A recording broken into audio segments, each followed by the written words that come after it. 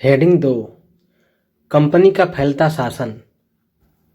यदि हम 1757 से 1857 के बीच ईस्ट इंडिया कंपनी के द्वारा भारतीय राज्यों पर कब्जे की प्रक्रिया को देखें तो कुछ महत्वपूर्ण बातें सामने आती हैं। किसी अनजान इलाके में कंपनी ने सीधे सैनिक हमला प्रायः नहीं किया। उसने किसी भी भारतीय रियासत का अधिग्रहण करने से पहले विभिन्न राजनीतिक, आर्थिक और कूटनीतिक साधनों का इस्तेमाल किया। बक्सर की लड़ाई 1764 के बाद कंपनी ने भारतीय रियासतों में रेजिडेंट तैनात कर दिए। ये कंपनी के राजनीतिक या व्यावसायिक प्रतिनिधि होते थे। उनका काम कंपनी के हितों की रक्षा करना और उन्हें आगे बढ़ाना था। रेजिडेंट के माध्यम से कंपनी के अधिकारी भारतीय राज्यों में भीतरी दखल भी देने लगे थे। अगला राजा कौन होगा, किस पद पर किसको बिठाया जाएगा, इस तरह की चीज़ें भी कंपनी के अफसर ही तय करना चाहते थे। कई बार कंपनी ने रियासतों पर सहायक संधि भी थोप दी। जो रियासत इस बंदोबस्त को मान लेती थी उसे अपनी स्वतंत्र सेनाएं रखने का अधिकार नहीं रहता था। उसे कंपनी की तरफ से सुरक्षा मिलती थी और सहायक सेना के रखरखाव के लिए वह कंपनी को पैसा देती थी। अगर भारतीय शासक रकम अदा करने में चूक जाते थे तो जुर्माने के तौर पर उनका इलाका कंपनी के अपने कब्जे में ले लेती थी। उदाहरण के लिए, जब रिचर्ड वेलेस्ली गवर्नर जनरल 1798 से 1805 तक था, उस समय अवध के नवाब 1801 में अपना आधा इलाका कंपनी को सौंपने के लिए मजबूर किया गया, क्योंकि नवाब सहायक सेना के लिए पैसा अदा करने से चूक गए थे। इसी आधार पर हैदराबाद के भी कई इलाके छीन लिए गए। चित्र 7 अपने बेटों और ब्रिटिश रेजिडेंट के साथ खड़े नवाब शुजा-उद-दौला टिली कैटल द्वारा बनाया गया चित्र। तैल 1772। बक्सर की लड़ाई के बाद हुई संधियों के फलस्वरूप नवाब शुजा-उद-दौला के ज़्यादातर अधिकार छीन लिए गए थे, लेकिन यहाँ वह रेजिडेंट के सामने अपनी चिर परिचित शाही शानो शौकत के साथ दिखाई दे रहे हैं। स्रोत 4 रेजिडेंट की ताकत क्या होती थी। कंपनी द्वारा नियुक्त किए गए रेजिडेंट के बारे में स्कॉटलैंड के प्रसिद्ध अर्थशास्त्री और राजनीतिक दार्शनिक जेम्स मिल ने यह कहा था, दरअसल रेजिडेंट रियासत का राजा होता है। हम उसे हस्तक्षेप की मनचाही निषेधाज्ञा के तहत काम करने की छूट देते हैं। जब तक स्थानीय राजा पूरी तरह अधीनस्थ रहता है और रेजिडेंट यानी ब्रिटिश सरकार के माफिक काम करता है तो चीज़ें आराम से चलती रहती हैं। शासन के कामों में रेजिडेंट की दखलंदाजी के बिना सब कुछ चल जाता है। जब भी कुछ अलग तरह का घटता है तब भी राजा कोई ऐसा रास्ता अपनाता है जिसे ब्रिटिश सरकार गलत मानती है तो टकराव और उथल पुथल पैदा हो जाती है। निषेधाज्ञा का मतलब होता है निर्देश और अधीनस्थता का अर्थ होता है दब्बूपन, अर्थात डर के रहना एक तरीके से। हेडलाइन, टीपू सुल्तान शेर ए मैसूर, अर्थात मैसूर का शेर। बिपिन चंद्र की किताब है इतिहास की। उनके अनुसार टीपू सुल्तान को पता था कि ये क्या करना चाह रहे हैं और कैसे करेंगे। एक तरीके से उन समय जितने भी राजा थे उनमें से एक यही थे जो ये समझ पा रहे थे कि इन लोग कैसे भारत को अपने कब्जे में लेना चाह रहे हैं। जब कंपनी को अपने राजनीतिक और आर्थिक हितों पर खतरा दिखाई दिया तो कंपनी ने प्रत्यक्ष सैनिक टकराव का रास्ता भी अपनाया। दक्षिण भारतीय राज्य मैसूर के उदाहरण से यह बात समझी जा सकती है। हैदर अली शासनकाल 1761 से 1782 और उनके विख्यात पुत्र टीपू सुल्तान शासनकाल 1782 से 1799 जैसे शक्तिशाली शासकों के नेतृत्व में मैसूर काफ़ी ताकतवर हो चुका था।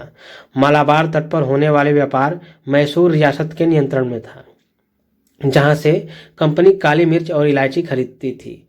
1785 में टीपू सुल्तान ने अपनी रियासत में पड़ने वाले बंदरगाहों से चंदन की लकड़ी, काली मिर्च और इलायची का निर्यात रोक दिया। सुल्तान ने स्थानीय सौदागरों को भी कंपनी के साथ कारोबार करने से रोक दिया था। टीपू सुल्तान ने भारत में रहने वाले फ्रांसीसी व्यापारियों से घनिष्ठ संबंध विकसित किए और उनकी मदद से अपनी सेना का आधुनिकीकरण किया। चित्र 8 टीपू सुल्तान। चित्र 9 टीपू सुल्तान के बेटे को बंधक के रूप में कार्नवालिस के सामने पेश किया जा रहा है। डेनियल आर्म द्वारा चित्रित 1793। कंपनी की फौजों को हैदर अली और टीपू सुल्तान ने कई बार युद्ध में हराया था, लेकिन 1792 में मराठों, हैदराबाद के निज़ाम और कंपनी की संयुक्त फौजों के हमले के बाद टीपू सुल्तान को अंग्रेजों से संधि करनी पड़ी। इस संधि के तहत उनके 2 बेटों को अंग्रेजों के बंधक के रूप में अपने पास रख लिया। ब्रिटिश चित्रकारों को ऐसे दृश्यों की तस्वीर बनाने में मजा आता था जिनमें अंग्रेजों की सत्ता की विजय दिखाई देती थी। सुल्तान के इन कदमों से अंग्रेज आग बबूला हो गए। उन्हें हैदर अली और टीपू सुल्तान बहुत महत्वाकांक्षी, घमंडी और खतरनाक दिखाई देते थे। अंग्रेजों को लगता था कि ऐसे राजाओं को नियंत्रित करना और कुचलना जरूरी है। फलस्वरूप मैसूर के साथ अंग्रेजों की 4 बार जंग हुई। 1767, 69, 1780, 84, 1790 से 92 और 1799। श्रीरंगपट्टनम की आखिरी जंग में कंपनी को सफलता मिली। अपनी राजधानी की रक्षा करते हुए टीपू सुल्तान मारे गए और मैसूर का राजकाज पुराने वोडियार राजवंश के हाथों में सौंप दिया गया। इसके साथ ही मैसूर पर भी सहायक संधि थोप दी गई।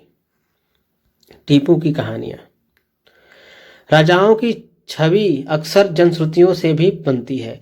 प्रचलित किस्सों में उनकी ताकत का खूब यशगान किया जाता है। 1782 में मैसूर के राजा बने टीपू सुल्तान के बारे में कहा जाता है कि एक बार वे अपने फ्रांसीसी दोस्त के साथ जंगल में शिकार खेलने गए थे। वहां एक शेर उनके सामने आ गया। उनकी बंदूक ने मौके पर साथ नहीं दिया और कटार भी जमीन पर गिर गई। फिर भी टीपू ने निहत्थे ही शेर का मुकाबला किया और आखिरकार कटार उठा ली। अंत में उन्होंने शेर को मार गिराया। इसी के बाद से उन्हें शेर मैसूर कहा जाने लगा था। उनके राष्ट्रीय झंडे पर भी शेर की तस्वीर होती थी। चित्र 10, टीपू का खिलौना शेर। यह टीपू के एक विशालकाय मशीनी खिलौने की एक तस्वीर है। इसमें एक नकली शेर एक यूरोपीय सिपाही को दबाए हुए है।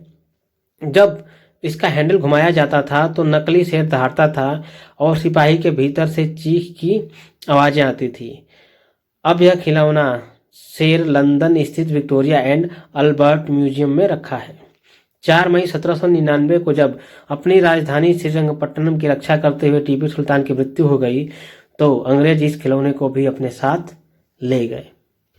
इस बात का आज भी मजाक उड़ाया जाता है कि जितना भी इंग्लैंड लंदन में जो रखा गया है म्यूजियम में, अल्बर्ट म्यूजियम में, विक्टोरिया एंड अल्बर्ट में, लगभग सारी चीज़ें दूसरे देशों से चुराई गई है और ला के वहाँ पर रखा गया है। हालांकि वो लोग तो शान शौकत ही मानते होंगे और कुछ चीज़ें तो सरकारी कोशिशें भी कर रही हैं लाने के लिए और कुछ चीज़ आ भी रहा है। मराठों से लड़ाई। 18वीं शताब्दी के आखिर से कंपनी मराठों की ताकत को भी काबू और खत्म करने के बारे में सोचने लगी थी। 1761 में पानीपत की तीसरी लड़ाई में हार के बाद दिल्ली से देश का शासन चलाने का मराठों का सपना चूर चूर हो गया। उन्हें कई राज्यों में बांट दिया गया। इन राज्यों की बागडोर सिंधिया, होलकर, गायकवाड़ और भोंसले जैसे अलग अलग राजवंशों के हाथों में थी। ये सारे सरदार एक पेशवा अर्थात सर्वोच्च मंत्री के अंतर्गत एक कन्फेडरेसी मतलब राज्यमंडल के सदस्य थे। पेशवा इस राज्यमंडल का सैनिक और प्रशासकीय प्रमुख होता था और पुणे में रहता था। महादजी सिंधिया और नाना फडणवीस 18वीं सदी के आखिर के 2 प्रसिद्ध मराठा योद्धा और राजनीतिज्ञ थे। एक के बाद एक कई युद्धों में कंपनी ने मराठों को घुटने टेकने पर मजबूर कर दिया। पहला युद्ध 1782 में सालबाई संधि के साथ खत्म हुआ, जिसमें कोई पक्ष नहीं जीत पाया। दूसरा अंग्रेज मराठा युद्ध 1803 से लेकर 5 तक कई मोर्चों पर लड़ा गया। इसका नतीजा यह हुआ कि उड़ीसा और यमुना के उत्तर में स्थित आगरा व दिल्ली सहित कई भूभाग अंग्रेजों के कब्जे में आ गए। अंततः 1817 से 1819 के तीसरे अंग्रेज मराठा युद्ध में मराठों की ताकत को पूरी तरह कुचल दिया गया। पेशवा को पुणे से हटाकर कानपुर के स्थित बिठूर में पेंशन पर भेज दिया गया। अब विंध्य के दक्षिण में स्थित पूरे भूभाग पर कंपनी का नियंत्रण हो चुका था। कन्फेडरेसी अर्थात गठबंधन। गतिविधि। कल्पना कीजिए कि आपको श्रीरंगपट्टनम के युद्ध और टीपू सुल्तान की मौत के बारे में खबर देने वाले 2 पुराने अखबार मिलते हैं। एक अखबार ब्रिटेन का है और दूसरा मैसूर का है। दोनों अखबारों के लिए इन घटनाओं के बारे में एक एक सुर्खी लिखिए। आप समझ सकते हैं कि यदि भारत का अखबार वहीं खास तौर पे लिख रहा है तो एक जांबाज की मौत वगैरह बताएगा। और हालांकि जब अंग्रेजों के दृष्टि परिदृश्य से लिखा जाएगा तो कुछ ऐसी बात लिखेंगे, आपत्तिजनक बातें, कि एक आदमी, एक और राजा, घमंडी राजा मारा गया, इस टाइप की चीज़ें हो सकती हैं। चित्र 11, लॉर्ड हेस्टिंग्स। हेडलाइन, सर्वोच्चता का दावा। उपरोक्त विवरण से स्पष्ट है कि 19वीं सदी की शुरुआत से कंपनी क्षेत्रीय विस्तार की आक्रामक नीति पर चल रही थी। लॉर्ड हेस्टिंग्स 1813 से 1823 तक गवर्नर जनरल के नेतृत्व में सर्वोच्चता की एक नई नीति शुरू की गई। कंपनी का दावा था कि उसकी सत्ता सर्वोच्च है, इसलिए वह भारतीय राज्यों से ऊपर है। अपने हितों की रक्षा के लिए वह भारतीय रियासतों का अधिग्रहण करने या उनको अधिग्रहण करने की धमकी देने का अधिकार अपने पास मानती थी। यह सोच बाद में भी अंग्रेजों की नीतियों में दिखाई देती रही, लेकिन यह प्रक्रिया बेरोक टोक नहीं चली। उदाहरण के लिए, जब अंग्रेजों ने कित्तूर, फिलहाल कर्नाटक में, के छोटे से राज्य को कब्जे में लेने का प्रयास किया तो रानी चेन्नम्मा ने हथियार उठा लिए और अंग्रेजों के खिलाफ आंदोलन छेड़ दिया। 1824 में उन्हें गिरफ्तार कर लिया गया और 1829 में जेल में ही उनकी मृत्यु हो गई। चेन्नम्मा के बाद कित्तूर स्थित संगोली के एक गरीब चौकीदार रायन्ना ने यह प्रतिरोध जारी रखा। चौतरफा समर्थन और सहायता से उन्होंने बहुत सारे ब्रिटिश शिविरों और दस्तावेजों को नष्ट कर दिया था। आखिरकार उन्हें भी अंग्रेजों ने पकड़कर 1830 में फांसी पर लटका दिया। प्रतिरोध के ऐसे कई उदाहरण आप इस किताब में आगे पढ़ेंगे। चित्र 12, कित्तूर रानी चेन्नम्मा की स्मृति में बनाई गई मूर्ति। 1830 के दशक के अंत में ईस्ट इंडिया कंपनी रूस के प्रभाव से बहुत डरी हुई थी। कंपनी को भय था कि कहीं रूस का प्रभाव पूरे एशिया में फैलकर उत्तर पश्चिम में भारत को भी अपनी चपेट में न ले। इसी डर के चलते अंग्रेज अब उत्तर पश्चिमी भारत पर भी अपना नियंत्रण स्थापित करना चाहते थे। उन्होंने 1838 से 1842 के बीच अफगानिस्तान के साथ एक लंबी लड़ाई लड़ी और वहां अप्रत्यक्ष कंपनी शासन स्थापित कर लिया। 1843 में सिंध भी कब्जे में आ गया। इसके बाद पंजाब की बारी थी। यहाँ महाराजा रणजीत सिंह ने कंपनी की दाल नहीं गलने दी। 1839 में उनकी मृत्यु के बाद इस रियासत के साथ दो लंबी लड़ाइयाँ हुई और आखिरकार 1849 में अंग्रेजों ने पंजाब का भी अधिग्रहण कर लिया। हेडलाइन, विलय नीति। इसी को डॉक्ट्रिन ऑफ लैप्स भी कहते हैं। अधिग्रहण की आखिरी लहर 1848 से 1856 के बीच गवर्नर जनरल बने लॉर्ड डलहौजी के शासनकाल में चली। लॉर्ड डलहौजी ने एक नई नीति अपनाई जिसे विलय नीति का नाम दिया गया। यह सिद्धांत इस तर्क पर आधारित था कि अगर किसी शासक की मृत्यु हो जाती है और उसका कोई पुरुष वारिस नहीं है तो उसकी रियासत हड़प कर ली जाएगी, यानी कंपनी के भूभाग का हिस्सा बन जाएगी। इस सिद्धांत के आधार पर एक के बाद एक कई रियासतें, सतारा 1848, संबलपुर 1850, उदयपुर 1852, नागपुर 1853 और झांसी 1854 अंग्रेजों के हाथ में चली गई। आखिरकार 1856 में कंपनी ने अवध को भी अपने नियंत्रण में ले लिया। इस बार अंग्रेजों ने एक नया तर्क दिया। उन्होंने कहा कि वे अवध की जनता को नवाब के कुशासन से आज़ाद कराने के लिए कर्तव्य से बंधे हुए हैं, इसलिए वे अवध पर कब्जा करने को मजबूर हैं। अपने प्रिय नवाब को जिस तरह से गद्दी से हटाया गया उसे देखकर लोगों में गुस्सा भड़क उठा और अवध के लोग 1857 के महान विद्रोह में शामिल हो गए। चित्र 13, महाराजा रणजीत सिंह का दरबार। दरबारी बैठे हुए हैं और राजा गद्दी पर बैठे हुए हैं। चित्र 14, संबरपुर के वीर सुरेंद्र साय का चित्र। गतिविधि, कल्पना कीजिए कि आप नवाब के भतीजे हैं। आपको बचपन से ही यह एहसास कराया गया है कि एक दिन आप राजगद्दी संभालेंगे। अब आपको पता चलता है कि विलय नीति के कारण अंग्रेज आपको राजा नहीं बनने देंगे। आपको कैसा लगेगा? राजगद्दी पाने के लिए आप क्या करेंगे? मानचित्र दिया हुआ है भारत का। चित्र 11, ABC, भारत में अंग्रेजों की फैलती सत्ताएं। इन नक्शों को भारत के वर्तमान राजनीतिक नक्शे के साथ रखकर देखें। तीनों नक्शों में उन इलाकों की पहचान करें जो ब्रिटिश शासन के अंतर्गत नहीं थे। चित्र 11A, भारत 1797 में। आप देख सकते हैं लाल वाला हिस्सा और पीला वाला हिस्सा।